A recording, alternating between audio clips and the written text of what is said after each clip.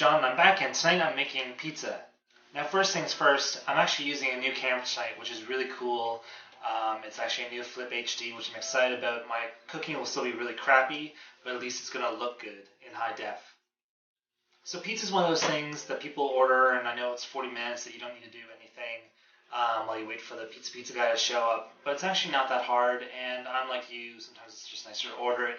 But when it's time to make it, it's actually not that hard to make. And so today I'm going to make some and show you how easy it is. So we're going to start with the dough first. So ingredient list for the dough is obviously pretty simple. You need some instant yeast, which you can get at your grocery store, olive oil, salt, bread flour, and some water. You can do it by hand, or if you've got a mixer, you can use a mixer as well. I'm going to use my food processor for this one.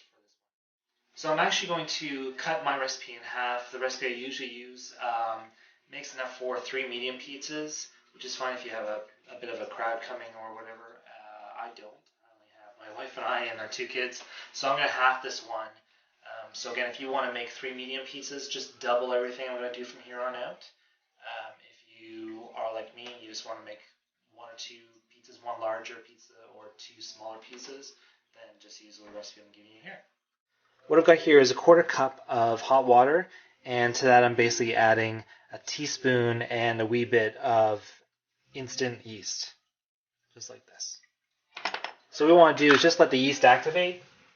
I'm going to let this sit in the water for about 5 minutes. Okay, it's been 5 minutes. You can see that the yeast has been activated and is blooming. That's what we want to see. So to that, I'm going to add 2/3 a cup of water at room temperature. I'm also going to add a tablespoon of olive oil. Okay, I've got my food processor here. What I'm going to do is add 2 cups of bread flour. I'm going to add about a 1/4 teaspoon of salt. Bullets. Now what I'm going to do is just pulse this and add my wet ingredients as I pulse.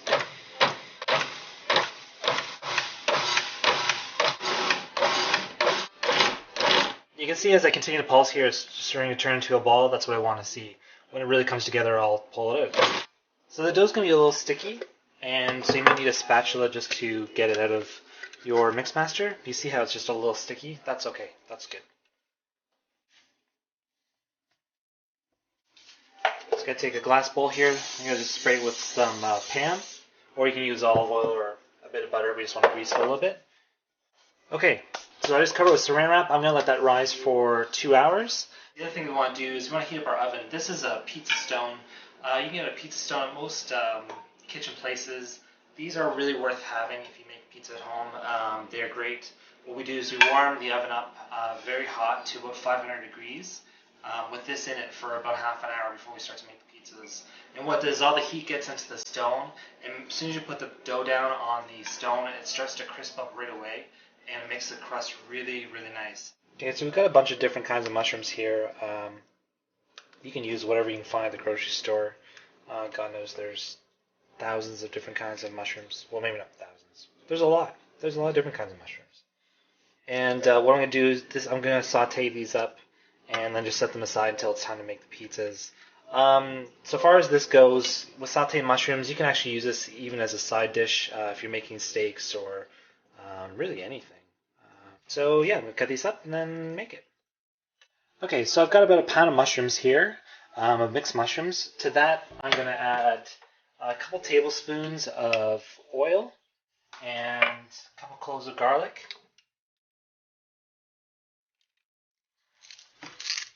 I'm also going to add just a little bit of kosher salt. Okay, so I'm going to heat my pan here over high heat just until my oil starts to shimmer a little bit. Okay, so the mushrooms are in. I'm going to saute these for about 10 minutes and then take them off the heat. So for our tomato sauce, again I'm halving everything. So I'm going to use half a can of diced tomatoes. I've got some tomato sauce here, I'm going to throw it on one side just because I had some left over. Can't do a quick tomato sauce here for our pizza. It's very quick and it's very easy. So I've got my olive oil heating up over medium-high heat. I'm going to add a couple cloves of garlic to that.